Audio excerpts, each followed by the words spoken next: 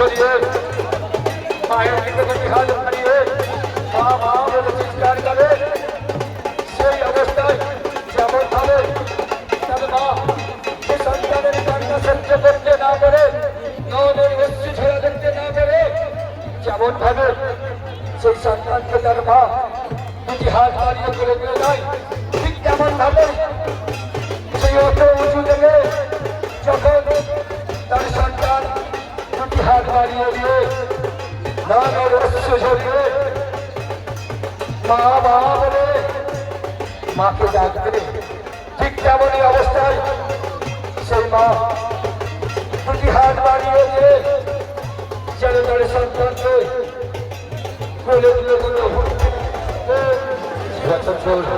রত্নমালা মন্দির প্রাঙ্গণে আমরা আর কিছুক্ষণের মধ্যেই শুরু করে দেব সেই বহুদিনের বহুকালের সুয়াকাঙ্ক্ষিত ঝাঁপ।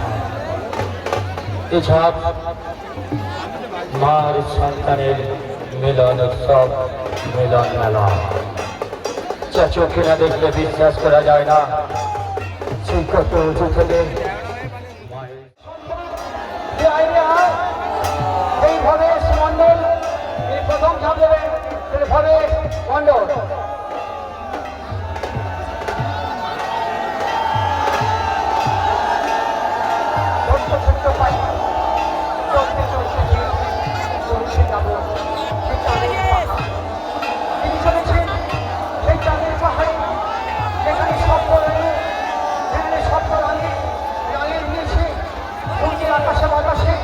মলিন হয়ে যাচ্ছে সেই ভবেশ মন্ডল তিনি চলেছেন ছোট্ট ছোট্ট পায়ে চলতে চলতেছে পৌঁছে যাব সেই চাঁদের পাহাড়ে।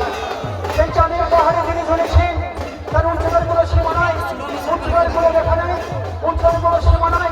তিনি চলেছেন সেই ছোট্ট ছোট্ট পায়ে চলতে চলতে তিনি পৌঁছে যাচ্ছেন তার সেই সীমানায় চাঁদের পাহাড়ে যেখানে শব্দ ধুলো শব্দ রাঙিয়ে দিয়েছে আকাশ মলিন হয়ে গেছে। আজ আমরা এসেছি সেই পাবিলন স্থানে যেখানে শুধু মহামিলন মন্দির নয়, যেখানে মহামিলনের স্থান নয়, আজ এমন এক মন্দির এসেছি সেই রত্নমালার মন্দির প্রাঙ্গণে। চোখের পলকে ভবেশ মন্ডল কিভাবে মায়ের কাছে তার মায়ের বলে নেমে আসবে, তাই আমরা চোখের পলক তোমার নাম মাত্র আমরা দেখুন সেই ভবেশ মন্ডল তিনি চলেছেন, তিনি উঠতে গেছেন, তিনি মাকে ডাকছেন। তাই আমরা আপনাদের কাছে তাদের আমরা করবো প্রার্থনা করবো, আপনারা মাকে ডাকুন, মাকে বলুন ভবেশ মন্ডল রত্নমালা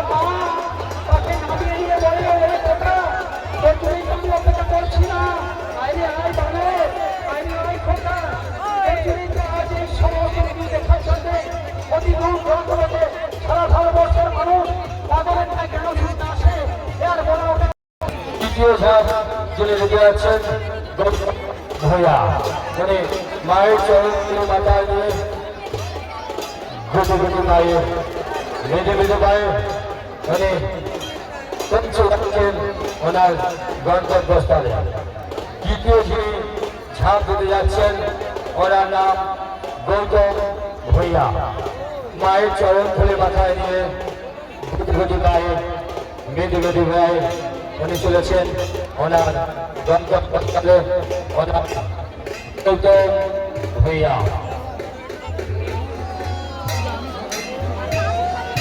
বহু মেলা আছে ভারতবর্ষে, আমরা চাই কত খাবার খেতে, আমরা চাই কত খেলনা কিনতে, কিন্তু আমরা যে খেলনা কিনে আনি সেই খেলনা কি আমাদের বাড়িতে ছিল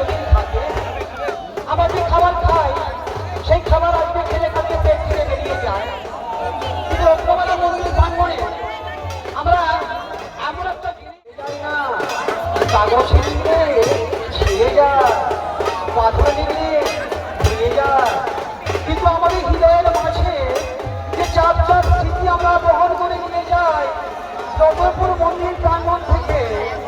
সে স্মৃতি আমাদের হৃদয়ের মাঝে যতদিন দেহ থাকবে, যতদিন প্রাণ থাকবে, এ স্মৃতি ততদিন আমাদের হৃদয়ের মাঝে থেকে যাবে।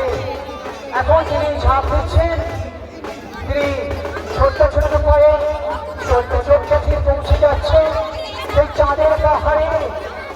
সত্য রঙে রাঙিয়ে সেই চাঁদের দেশে তিনি চলে গেছেন। সেই দ্বিতীয় ঝাঁপ তিনি পরিবেশন করবেন। তিনি হলেন গৌতম ভুঁইয়া। তিনি হলেন গৌতম ভুঁইয়া। তাই আমরা মায়ের কাছে কামনা করি, মায়ের কাছে প্রার্থনা করি, প্রথম সন্তান ভরত মণ্ডল কিভাবে মাথা করে নেমে এসেছে, আমরা তাই আশা করবো মায়ের কাছে ডাকবো রত্নমালার চরণে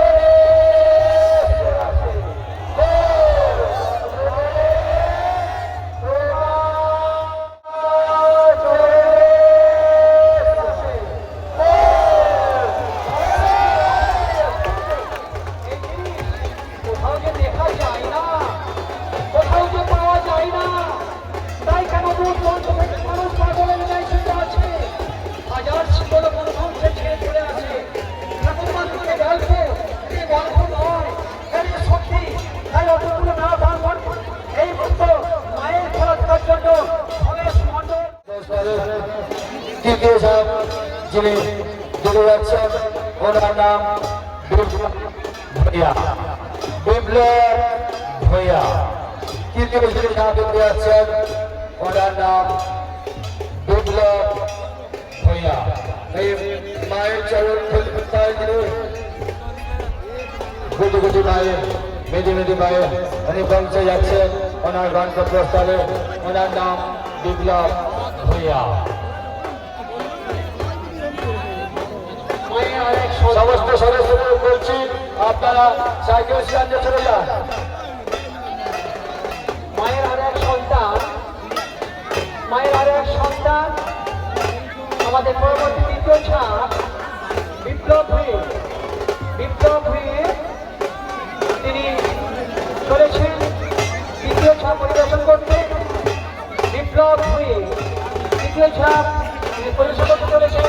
তিনি বিপ্লব ভুঁইয়া ছোট্ট ছোট্ট পায়ে চলতে চলতে বঙ্গে যাব সেই চাঁদের পাহাড়ে, যেখানে সত্য রণু সপ্ত ধনু সাত রঙে নাপিয়ে দিয়ে রঙিন আলোয় আনিয়ে দিয়েছে। আজ আমরা সেই দৃশ্য উপভোগ করার জন্য আজকে আমাদের তৃতীয় ছাপ বিপ্লব ভুঁইয়া। বিপ্লব ভুঁইয়া কেন পাগলের ন্যায় ছুটে আসে এর বলার অপেক্ষা থাকে না। বহু দূর দূরান্ত থেকে মানুষ এসেছে তাদের সেই শব্দ পূরণ করার জন্য। ঠাকুরমার মুখে শুনেছিল সেই গল্প, দাদুর মুখে শুনেছিল সেই গল্প। এই যে গল্প নয়, এই যে সত্যি মায়ের খেলা, এই যে সত্যি মায়ের লীলা, এই মায়ের পক্ষে সম্ভব। সারা ভারতবর্ষে তিনি দেখা যায় না।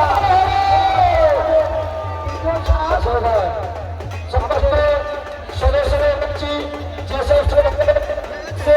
সাইকেলে সমস্ত সদস্যরা রয়েছে আপনারা সাইকেল স্ট্যান্ডে এখানেই আমাদের ছাপ শেষ হলো। এখানেই আমাদের ছাপ শেষ হলো। সমস্ত সদস্য এই মিলন বেলায় আমরা এসেছি খেলনা কিনতে নয়, আমরা এসেছি